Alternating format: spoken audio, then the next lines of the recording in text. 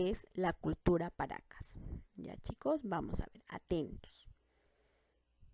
Ya, la cultura Paracas. A ver, la cultura Paracas es la cultura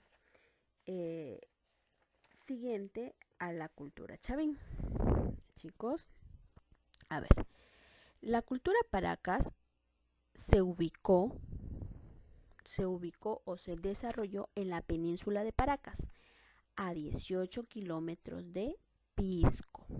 Vamos a ver. Aquí está Pisco y a 18 kilómetros se encontró ubicada la cultura Paracas. Tuvo como capital la Peña Tajahuana, ya la capital de la cultura Paracas.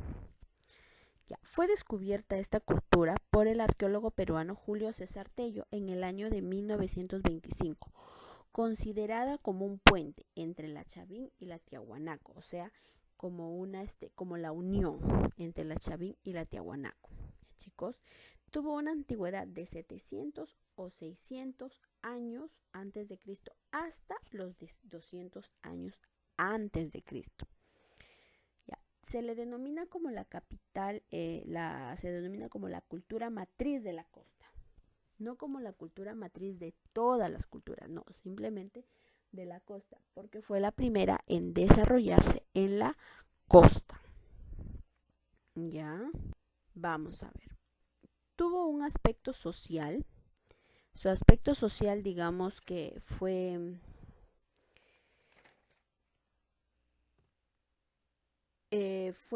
dividida en castas sacerdotales. ¿Qué quiere decir? Que sus máximas autoridades eran sacerdotes y la clase dominada, o sea, el pueblo estaba integrado por campesinos y pescadores. Ya, chicos, también nos pueden decir de que también hubieron relaciones comerciales, trueques. Por ejemplo, aquí tenemos el noble con tejidos muy bonitos, con su tejido Paracas, su textilería, que era una de las mejores de la cultura, de las culturas, y se diferenciaban por la forma de su cráneo. ¿Ya, chicos?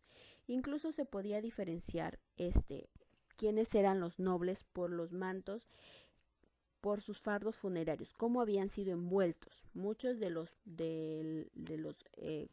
cuerpos de la cultura Paracas fueron encontrados casi desnudos. O sea, eso se debe a que en la posición dentro de la sociedad Paracas. El sacerdote también tenía trajes muy bonitos debido a su textilería. Y el guerrero, ahí está, el guerrero también era parte del aspecto social, ya, del aspecto social privilegiado. La cultura Paracas se divide en dos etapas de su historia. La Paracas Cavernas, que se caracterizó por sus tumbas subterráneas en forma de botella, tuvo en forma de botella o de copa invertida, como lo querramos decir. Estas tumbas alcanzaban casi 8 metros de profundidad y ahí depositaban a las momias. Nosotros por eso vemos, tienen en forma de botella o copa invertida y ahí depositaban a los fardos funerarios, a diferencia de la Paracas Necrópolis. La Paracas Necrópolis tiene una antigüedad de 500 a 200 años de Cristo. ¿Qué quiere decir? Que fue después, no se crearon estas etapas simultáneamente, no, primero fue cavernas y luego fue necrópolis. En la Paracas Necrópolis se caracteriza por sus cementerios, que eran construcciones rectangulares, semisubterráneas. En la cavernas eran subterráneas porque iban debajo, 8 metros. En cambio, en las necrópolis no, eran casi superficiales las tumbas. O sea, se observaban los fardos funerarios, por eso es que dice que parecían ciudades habitadas por muertos. ¿Ya, chicos? Muy bien. Ahora, vamos a ver sus culturales. Dentro de sus manifestaciones culturales tenemos a la cerámica, pero la cerámica se divide según las etapas que tuvo, porque tuvieron dos tipos de cerámica. La cerámica de Paracas Cavernas fue un color polícromo, se utilizaron varios colores. Tenían forma globular, o sea, de globo, con dos picos, como observamos aquí, dos picos, y una asa puente para poder sostenerlo. Su base era redondeada, no era plana, era redondeada como observamos. Y fue pintada después de cocerla, después de que la arcilla era llevada al fuego, después que ya estaba cocinada, era sacada y era, digamos, pintada. A diferencia de la Paracas necrópolis. En la Paracas necrópolis tenía un color monócromo, un solo color. ¿Ya? Tenía forma esférica, con 2 picos y gollete puente. Tenía base plana y con respecto a la pintura, primero lo pintaban y después lo llevaban al horno. Esa era la diferencia, ¿ya ven? Entonces tenía base plana, tenía forma esférica con 2 picos y con un gollete puente. Aquí está, ¿verdad? Y es monócromo, un solo color. Luego tenemos la textilería.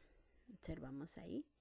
Los tejidos se encuentran, digamos, de la cultura Paracas entre los mejores del mundo. Fueron fabricados con lana de camélido, algodón y para los tintes emplearon minerales o vegetales que hoy son imposibles de reproducir. Son únicos estos mantos. Ya chicos, estos mantos Paracas son considerados, digamos, como les dije, los mejores del mundo. Utilizaron colores como el rojo, el azul, el verde, el amarillo, el negro. ¿Ya? ¿Qué más podemos decir de los?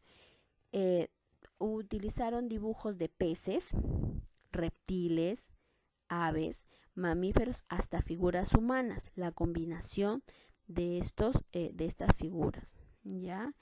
Algunos de estos mantos Paracas fueron usados para la momificación, o sea, para elaborar sus fardos funerarios.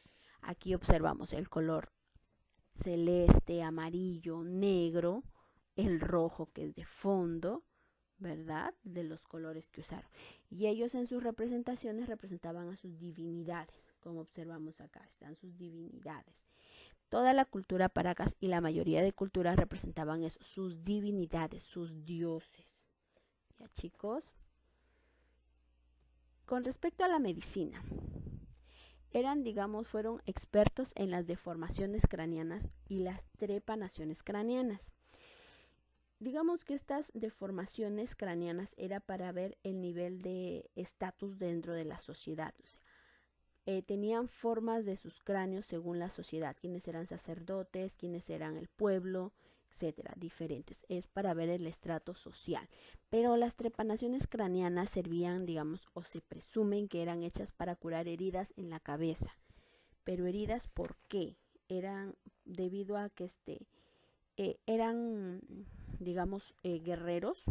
Entonces se lastimaban la cabeza y entonces digamos, realizaban, digamos, estas operaciones, estas cirugías, colocándoles placas de cobre o de plata o de oro para poder, digamos, cubrir el orificio que se creó debido a las guerras o a las peleas que tuvieron los soldados. También fueron expertos en técnicas de momificación. Algunas de las culturas, algunos de los muertos o de las momias Paracas están enterrados en forma de cúbito ventral, o sea, en forma de sentados con las rodillas apoyadas al pecho. Aquí está, mire, tenemos un cráneo trepanado. A ver, aquí está el orificio, el cual era, digamos, cortado por el bisturí. Utilizaban la gasa, el algodón para poder rellenar ese orificio y luego lo cubrían con una barra de bronce, lo cubrían. Los instrumentos que ellos usaban eran